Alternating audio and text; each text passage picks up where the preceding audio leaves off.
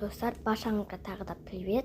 Достар, бұл екінші тест болады. Өйткені мен видео түсірмей қалды. Короче, осы жұмыртқа пісіремін дегенде сондай жұмыртқа пісірген болатын. Мына жерде біреуі дайын. Қазір мен бәрін пісіріп алдым. Короче, мынау жұмыртқа мен бүйтіп аударған жеткенде осындай болып қалды. Мен артын қараған жоқпын, оныкі нормально пісіп тартты.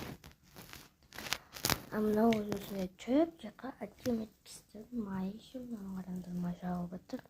Мен қазір май құйдым, мынандай тағы дәу соңғы несін пісірдім, дәу құйдым.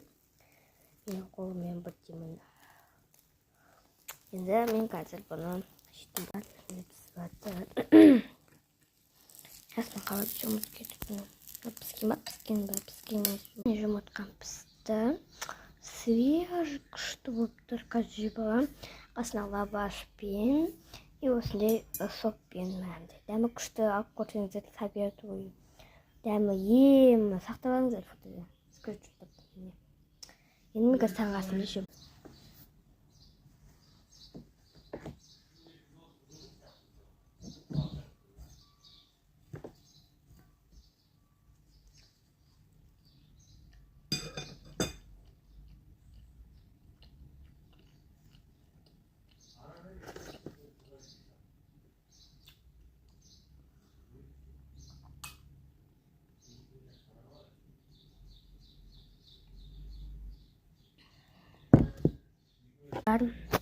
Мен жұмыртқа жегім келіп тұрған жоқ, өйткені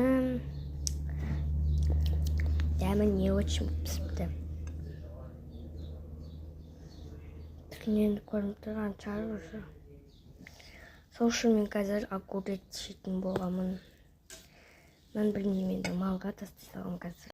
Достар, мен сосын айта кететінім, мына видеодағы сыймайды, сол үшін үшінші саламын. Достар, менің бірінші тесіне сөйлемеген видео ол. Мен не салам деп сразу жіберіп қалыптым. Сол үшін түсет дегенде ұммен. Жұмыртқа жақын ғой. Огурцы салып алдым. Демас.